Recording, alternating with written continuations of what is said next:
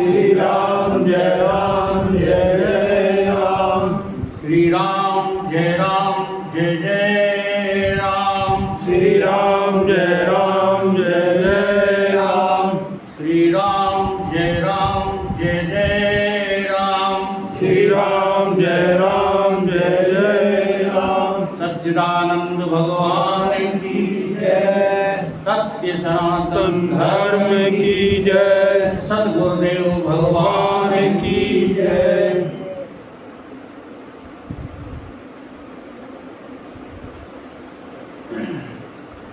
बिंदु जी ने अपने एक भजन में लिखा है, प्रेम जगत में सार। देखो, काम सार नहीं लिखा, दाम सार नहीं लिखा,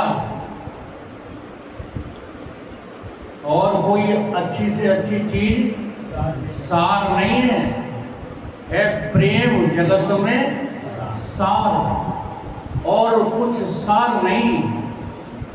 अरे मन कर ले तो प्रभु से प्यार प्रेम, दूसरा कोई प्यार नहीं। हमको ये नहीं समझ में आता कि प्रेम कहते किसको है। आपको जो वस्तु प्रिय लगती है वो प्रेम थोड़ा ही है। प्रेम की कुछ अटपटी परिभाषा है। रामचरितमानस में कीवट संवाद में आया ना, प्रेम लपेटे अटपटे, वैसे करुणा यतन देख जाने की लगन। अच्छा, ऐसे कौन से वचन केवट कह रहा है जो प्रेम से लपेटे हुए हैं? देखो, प्रेम की महिमा जरा देखो। क्या कहा था केवट ने? कसम खाते हैं प्रभु आपकी, जब तक इन चरणों को हम जो है पखार नहीं लेंगे, बर तीर मार हो लखन पे, जब लग न पाँव पखारे हों, तब लग न तुलसीदास कृपाल केवट नाम पार। मैं तब तक आपको नाव में पैर नहीं रखने दूंगा। जो वो कितने हक से कह रहा है। क्यों कह रहा है? कि वहाँ बात प्रेम की है, और प्रेम में जो है कोई बात करो, कोई व्यवहार करो, कभी कोई नाराज होगा? आज दुनिया से प्रेम ही तो चला गया। हम प्रेम किसको समझते हैं? शरीरों को, एक दूसरे के शरीरों को चाहना, ये प्रेम नहीं है, ये तो मोह है, माया है, राग द्वेष है।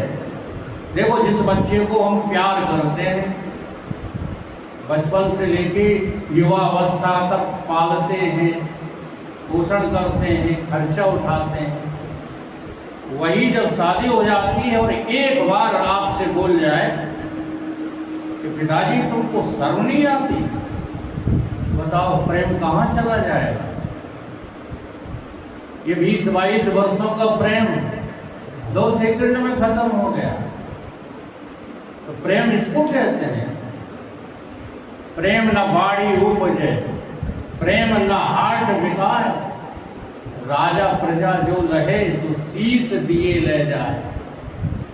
जहाँ तक शरीरों का आकर्षण है, प्रेम नहीं है। आज हमारे संत महात्मा विद्वान लोग प्रेम की व्याख्या समझना और समझाना ही भूल गए। इसीलिए तो आज प्रेम के नाम पर व्यभिचार हो रहे हैं, प्रेम के नाम पर नाच गाने हो रहे हैं। प्रेम ये थोड़े ही सिखाता है। प्रेम नहीं होगा जो देह अभिमान तुम। जब तक तुम देह बने बैठे हो तब तक प्रेम करते हो। बोलो, देखो, देह की दृष्टि से ही तुम कह देखो। बार बार आप लोगों की जबान पे ये बात आया है, अपना अपना सबको प्यारा है और गैर का किसी को प्यारा नहीं है। ये बात कहते समय तुम बताओ, बुद्धू हो कि बुद्धिमान? देख लो, क्योंकि प्रेम में अपना और पराया है कहाँ? अपना पराया दिख रहा है जब तक, तब तक तुम प्रेम को समझते कहाँ हो? समझ में बात आ रही है कि नहीं? तो प्रेम नहीं होगा जो दे अभिमान तुम्हें, अपने से दूसरों को जाति कुलवान नीच ऊंच देखोगे। दे है तुम्हारी तो ब्राह्मण कहेगा कि हम ऊंचे, कहेगा कि नहीं? क्षत्रिय कहेंगे नहीं हम सबकी रक्षा करते हैं, हम ऊंचे हैं। बनिया कहेगा हम पालन पोषण करते हैं, हम ऊंचे हैं। सेवा करने वाला कहेगा हम सबकी सेवा करते हैं, हम ऊंचे हैं। ये जो ऊंच नीच की दृष्टि है, ये क्या है समझ? हम देह हैं, तो प्रेम नहीं होगा जो देह अभिमान तुम्हें, जाति कुलवान बल ऊंच नीच देखोगे। और प्रेम नहीं होगा जो विद्या अभिमान तुम्हें। हाँ, ये विद्या का अभिमान ही आज सारे संसार को बेवकूफ बनाए हुए है। इसलिए भीड़ की भीड़ भागवत सुनने जाती है, और भागवत सुन के कोई लौटता नहीं। बताओ भागवत सुनने का परिणाम क्या है? पलटना है? पलट जाओ। भागवत सुनने का परिणाम है अमर हो जाना। तो जितने भागवत सुनने जाते कितने अमर होकर आते? बताओ। तो तुम भागवत सुन के आए हो, मनोरंजन करके आए हो। क्योंकि राजा परीक्षित भागवत सुनने के बाद अमर हो गया है, और उसने साफ शब्दों में कह दिया है कि अब तक्षक आएगा और खूब काटेगा, लेकिन गुरुदेव आप चिंता मत करो, अब ये परीक्षित मरने वाला नहीं है। अहम ब्रह्म परम धामम, ब्रह्म अहम परम पदम। गुरुदेव प्रसन्न हो गए, अब मेरा भागवत सुनाना सार हो गया। तुम्हारे भागवताचार्य भागवत सुना देते हैं और तुमसे पैसा अगोट के और अपनी थैलियां भर के चले जाते, तुम अपने भंडारा देने लगते। ये कोई भागवत है? वो कितने व्यस्त रहते उस भागवत में। आज हमारे भारत जी भी व्यस्त थे। हमने कहा चले बने रहो, यहाँ पर जो है तुम्हें आना पड़ेगा। तो आ गए, क्योंकि इसका बीज पड़ गया। ठीक है, तो प्रेम नहीं होगा जो विद्या अभिमान तुम्हें, अपने से दूसरों को मूर्ख ही देखोगे, मूर्ख तुच्छ देखोगे। दूसरा तुम्हें मूर्ख दिखाई देगा और खुद जो है तुम अपने को ज्ञानी समझते रहोगे। ये क्या है? ये विद्या का अभिमान है, ये प्रेम नहीं है। और प्रेम नहीं होगा जो धनाभिमान है तुम्हें, अपने से दूसरों को गरीब निर्धन ही सरोखोगे। तो प्रेम कब होगा? ये सारे अभिमान छोड़, स्वार्थ भावना मरोड़, और प्रेम तभी होगा जब सर्व ब्रह्म देखोगे। मैं ब्रह्म हूं, इसका अर्थ क्या है? इसका अर्थ ये है कि सारा संसार हमारा आत्मा ही है, कोई और दूसरा है ही नहीं। इसका नाम प्रेम है। तो प्रेम की बात को लेकर के हमारे धर्म ग्रंथों में बहुत अच्छे अच्छे प्रमाण आए। एक बार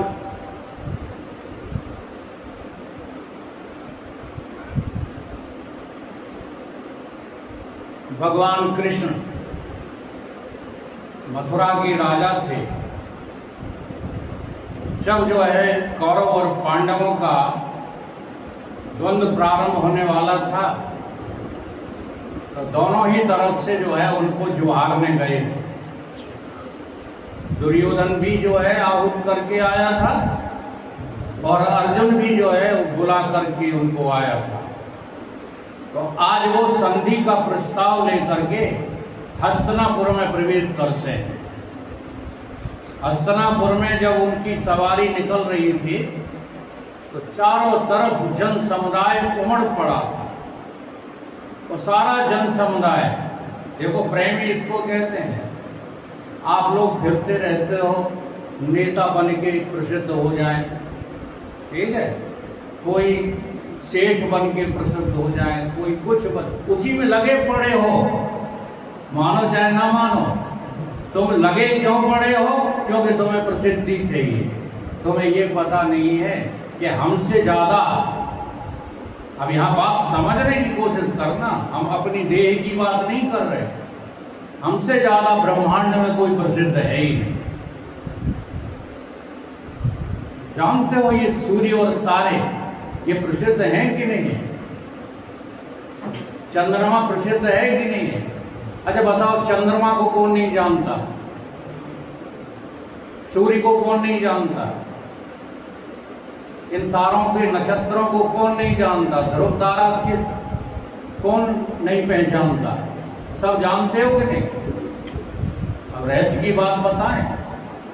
सूर्य में, चंद्रमा में, तारों में, सभी नक्षत्रों में ध्यान दो सभी लोग, हम ही तो बैठे हैं। तो बोलो हम प्रसिद्ध हुए नहीं कि नहीं हुए? सूर्य तारों में चमकता, मैं ही तो बिजलियां दमका रहा हूं। आंख खोलो देख लो कणकण शिवो हम। सर्वत्र जो है हम ही हम हैं। राम कहो तो राम में हम हैं। अभी बहुत बढ़िया भजन सुना गए ना, राम का नाम लेना। अच्छा हमें आज यही बता दो, नाम लिया कैसे जाता है? देखना, आप कहोगे वाणी से नाम को उच्चारण करो, ये नाम लेना है, कतई नहीं लेना। यद्यपि उस लेने के लिए अभ्यास तो है, लेकिन ये लेना नहीं। जैसे आपका नाम क्या है? इंदर, ठीक है, ईमानदारी से बताना, आप नाम लेते लेते लेते लेते इतने परिपक्व हो गए हो कि अगर सपना देख रहे हो ना, तो सपने में भी कोई बुला दे इंदर, तो तुम जाग पड़ोगे और कहोगे बोलो क्या काम। ऐसा नहीं होता। आप चले जा रहे हो, आपको कोई नहीं बुला रहा, किसी अन्य व्यक्ति का नाम इंदर है और वो चिल्ला रहा है इंदर, तो तुम्हारी गर्दन घूम जाएगी, हमको बुला रहे हो। ऐसा होता है कि नहीं? तो ये किस अभ्यास से हुआ है? अरे भाई, जन्मे तुम, माता पिता ने तुम्हारा जो है नामकरण संस्कार कर दिया और तुम उस नाम को अभ्यास करते रहे। अब क्या अभ्यास किया? मैं इंदर हूं, मैं इंदर हूं, मैं इंदर। ये अभ्यास चला है कि नहीं? बोलो। तो मैं राम हूं, ये अभ्यास कर रहे हो? तो कभी भी तुम जो है राम का नाम ले ही नहीं रहे। ये सारी बातें श्रुतियां कहती हैं। आज द्वैतवादी लोग जो है कतई हिल्ला नहीं पड़ने देते सच्चाई समझने में। श्रुतियां कह रही हैं सदा रामो अहम प्रवदंती ये न ते संसारणी राम एव न संशय। सच्ची बात बता दो, माता हो चाहे पुरुष, तुम राम के अलावा और कुछ हो ही नहीं। बाकी जो तुम बने घूम रहे हो सब नष्ट हो जाएगा। राम कभी नष्ट होने वाला नहीं है। तो जो नष्ट नहीं होगा उसी का नाम एक और है, आत्मा। आत्मा किसका नाम? बताओ। जो तुम आत्मा हो कि शरीर हो? तुम आत्मा हो कि मन हो, तुम आत्मा हो कि प्राण हो। देखो इसकी एक बहुत बढ़िया विधि बताते हैं। आत्मा ही प्रेमास्पद है, सबसे अधिक प्रेम है, प्रेम जगत में सार। ये प्रेम कहाँ है? केवल हमारे आत्म स्वरूप में है और कहीं है ही नहीं। तो सिद्ध कैसे होगी? तो ऐसे होगी। तुम सच्ची सच्ची बात बताना सब लोग। तुम्हें जो है रुपया ज्यादा प्रिय है या मिट्टी ज्यादा प्रिय है? झूठ बोल रहे हो। सच्ची सच्ची बात हो, बता दूं कैसे? अभी आपको मकान बनवाना है, 1000 ईंट खरीदने जाओ, काय की है वो?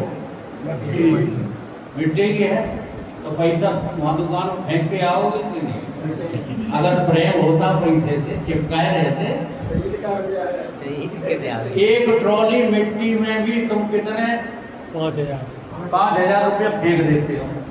एक ट्रॉली मिट्टी के लिए फेंक देते हो कि नहीं? तो वो 5,000 छाती से लगाए रहते मकान में बना।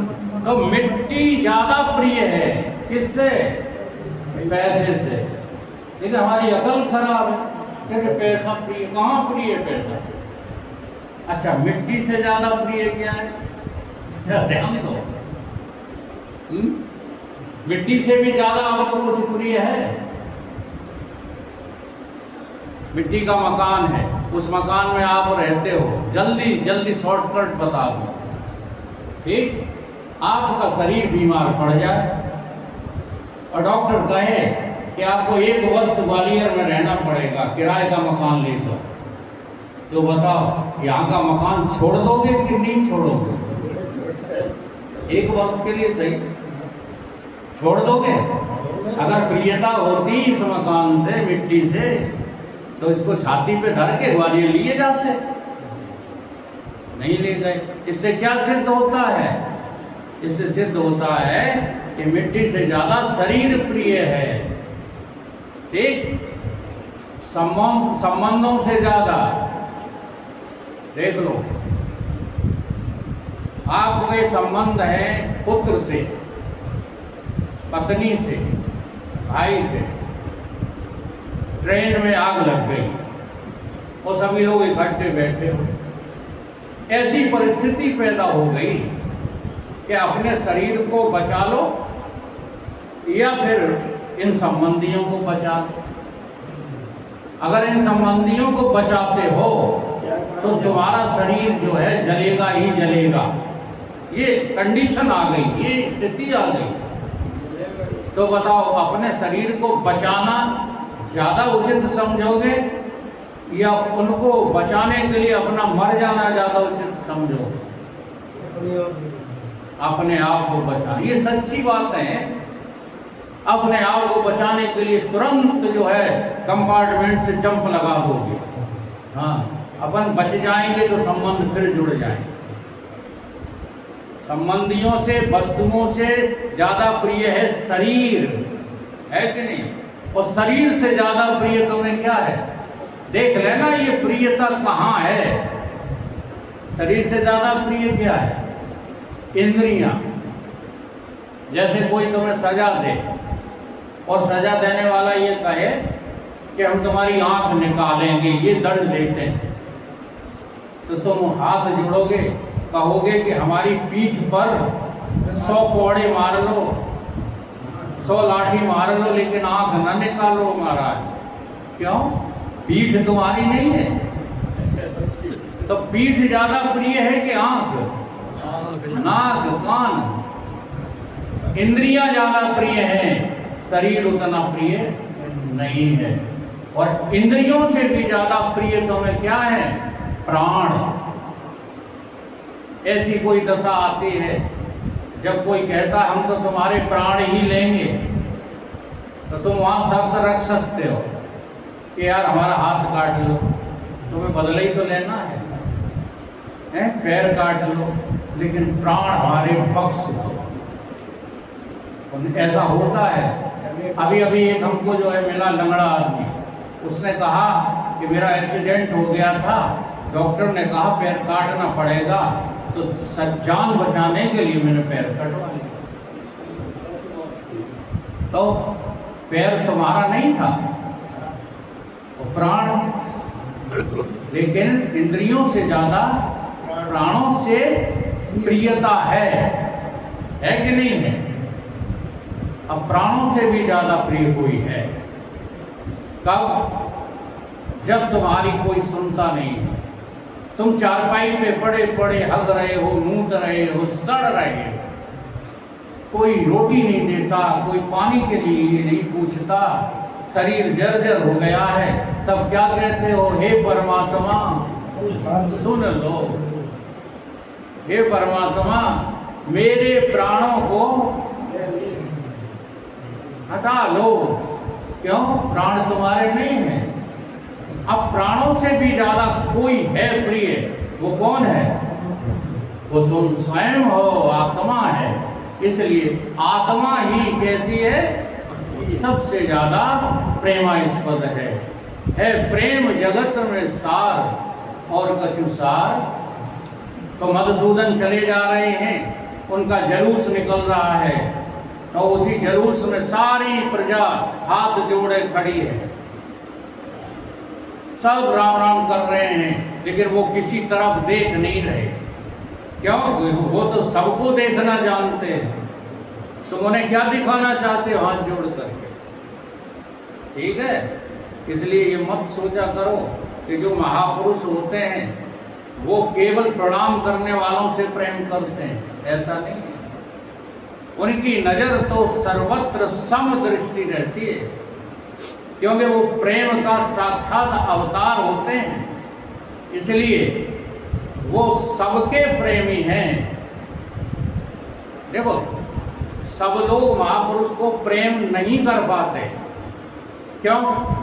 क्योंकि जो महापुरुष की वाणी जरा कटु होती है तो किसी को बुरी लगती है, तो वो जो है नफरत पाल लेता है। लेकिन तुम कितनी भी नफरत पालो, जो महापुरुष होता है वो कभी प्रेम करना छोड़ता नहीं है, क्योंकि उसकी तो दृष्टि प्रेममयी है। वो तो हर जगह प्रेम की ही वर्षा कर रहा है और देख रहा है। तो भगवान मधुसूदन किसी और नहीं देखते।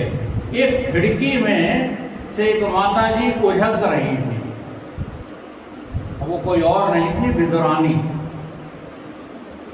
जब वो उझक रही थी और सोच रही थी कि ये मथुरा का राजा कृष्ण, हम इसको कितना चाहते हैं, लेकिन ये हमसे क्यों मिलेगा? हम तो बहुत गरीब हैं। हाँ, ऐसा लोग सोचने लगते हैं। बकीर साहब हमारे घर क्यों आएंगे?